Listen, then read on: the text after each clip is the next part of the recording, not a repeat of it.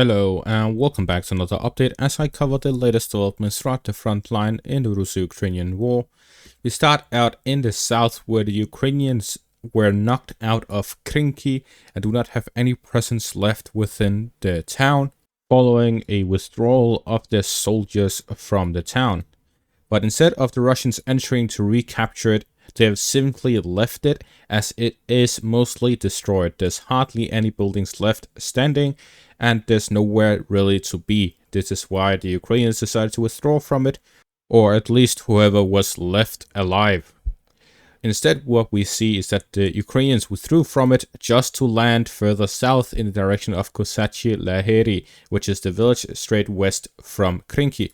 So we see that the Ukrainians, instead of giving up on their attempt to gain a foothold across the Kherson-Dnieper River, we see that they continue this operation, which is completely absurd that they are.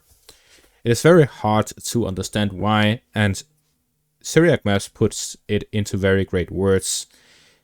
He says, and I quote, "It is hard to understand the Ukrainian insistence on holding the southern bridgehead, barely managing to take what might be considered vital or strategic objectives, while losing troops to Russian artillery and drones operating quietly from the rear. Despite some, quote, experts claiming that there are still hordes of soldiers assaulting Stalingrad-style positions, nor does a goal of forcing the diversion of Russian reinforcements to this front make sense, as it is precisely Ukraine that is now forced to reinforce Kharkiv and the Donbas because of dwindling troop reserves." In a nutshell, the Ukrainians are wasting away their troops here in the south across the Dnieper River with hardly anything to show for it. Despite over half a year of committing to these operations, they simply lose troops to Russian artillery. The Russians aren't even bothering with sending troops to reconquer these areas, as they hardly have positions within them in the first place.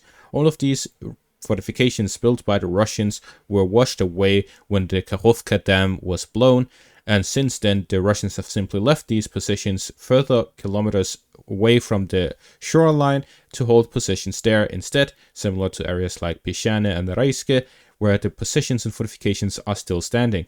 So the Russians are standing in the rear kilometers from the shoreline, and the Ukrainians just enter empty territory to try and hold them while under constant artillery fire and never being able to expand their positions. Moving on to the next section of the front line, we see here in the direction of Chasiv, the Russians have expanded south of Ivanivske in the direction of the canal line. There will continue to be positional fighting as the Russians continue to push the Ukrainians back across the canal line.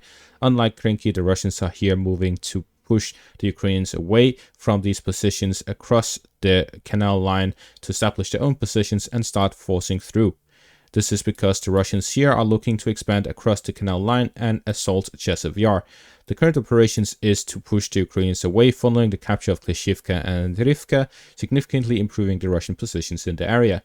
However, the Ukrainians still have high ground fortified positions here west of Klishivka that the Russians have to push through before they're able to force the Ukrainians across. Moving further north, we see here in the Luhansk-Kharkiv border, as well as Donetsk northern eastern parts, in the direction west of Kreminna, the Ukrainians continue positional fighting east of Yampolivka, continuously pushing the Russians back following their recent advances in the direction of Yampolivka in the past few months. The Ukrainians have managed to recapture the majority of the areas and have managed to push the Russians away from the outskirts of the forest areas connected to Yampolivka. With this, the Ukrainians have secured the town of Yampolivka from further Russian attacks. Instead, the Russians recently recaptured positions west of Dibrova in the direction of Liman, and positional fighting continues here east of Terny, where the Ukrainians have also recently pushed back last month the Russians from the village itself to avoid direct assaults by the Russians on it. Further north here in the direction of Ivanivka, the Russians recently started offensive operations where they managed to get a foothold within the village yesterday, and today they managed to capture the rest of it. With this, the Russians made a quick attack and capture of Ivanivka, leaving only Stepova Novoselivka in the area under Ukrainian control. And as we can see, it is a small farm village with hardly any buildings at all. This means that the Russians will likely soon capture Stepova Novoselivka, which will cut off the Ukrainian fortifications here in the east and allow the Russians to gain control over the entire area north of Tabaivka.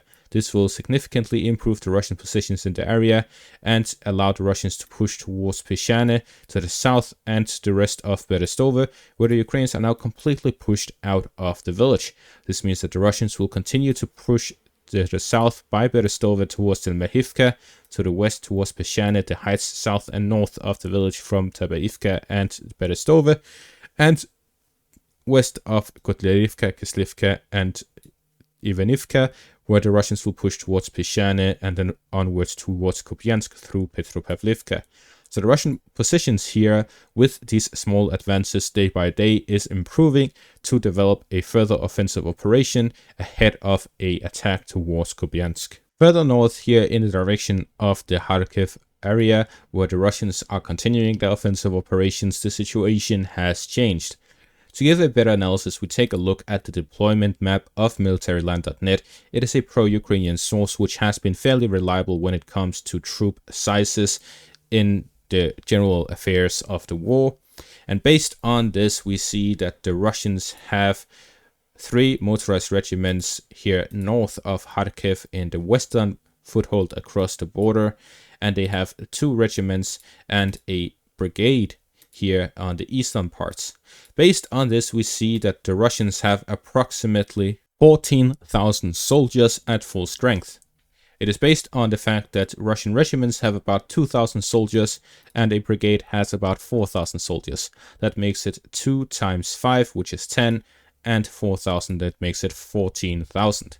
In comparison, the Ukrainians have approximately 38,000 soldiers at full strength. This is based on 7 brigades located in this section of the front line and 10 battalions, where a brigade has approximately 4,000 soldiers at full strength and a battalion has about 1,000 soldiers at full strength.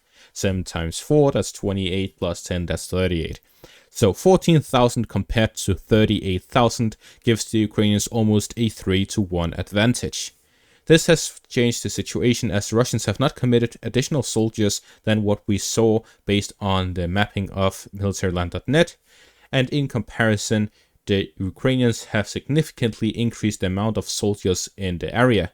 38,000 to 14,000 is a significant advantage. They're just 4,000 short of a 3-to-1 advantage, which would allow the Ukrainians to go on the offensive. And go on the offensive they have.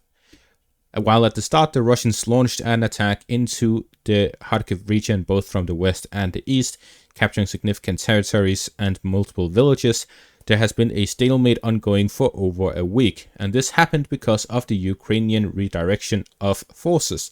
They sent a lot of troops to the Kharkiv region to hold the line, and now they are starting to counterattack.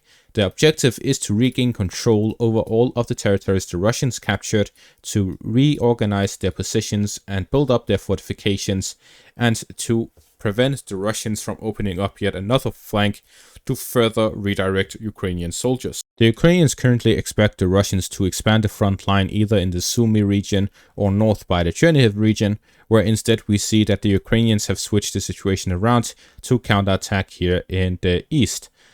The Russians are able to hold on and prevent the Ukrainians from recapturing territory mainly due to the firepower advantage they have, where they launch a lot more artillery and firepower than the Ukrainians are capable of, especially with the Russian Air Force. This is why Zelensky is continuously asking the West for additional Patriot systems to be able to send some to the front line to help deal with the Russian Air Force, because the Ukrainians are currently unable to shoot down Russian jets within Russian territory flying overhead to launch FAB bombs from a range of over 50 kilometers. This means that Russian jets can hit positions in Vovchansk from the northern outskirts of the city of Belgorod.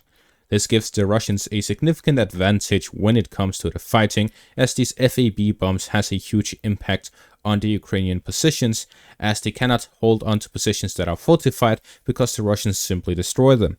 This means that the Ukrainians sending additional forces also means that they take additional casualties. And in this manner, the Russians have played it smart.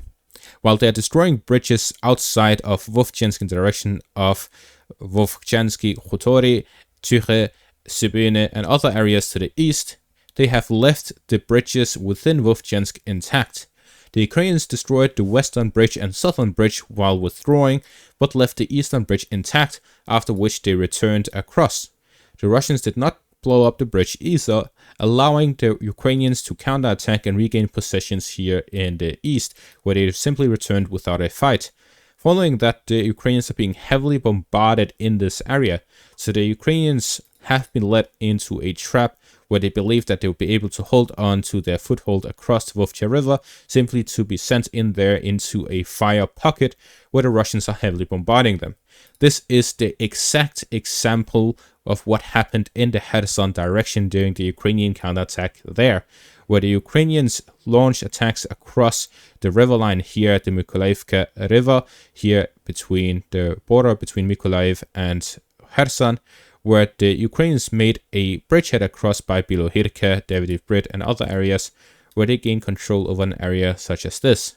After which the Russians launched heavy attacks with their air force on these Ukrainian positions and flooded the river line by destroying a dam higher up.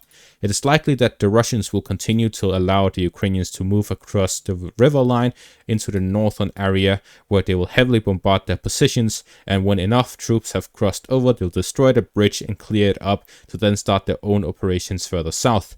The Ukrainians have a significant amount of manpower available in this section of the front line, which allows them to stabilize the front. But if the Russians expand further northwards in the direction of Sumy or Chernihiv, they simply do not have the soldiers to continue diversifying their troops to defend everywhere. This is exactly why the Ukrainian insistence on pushing across the Dnieper River is extremely counteractive to the purpose of the Ukrainians, which is to regain their territory, but it is also to hold on to what they currently hold, and it isn't any easier with these self-destructive attacks across the Dnieper River. And that is where I end off this update. Thank you all for watching. Make sure to leave a like, subscribe, and check out my Patreon for additional content. Thank you all for watching, and have a great day.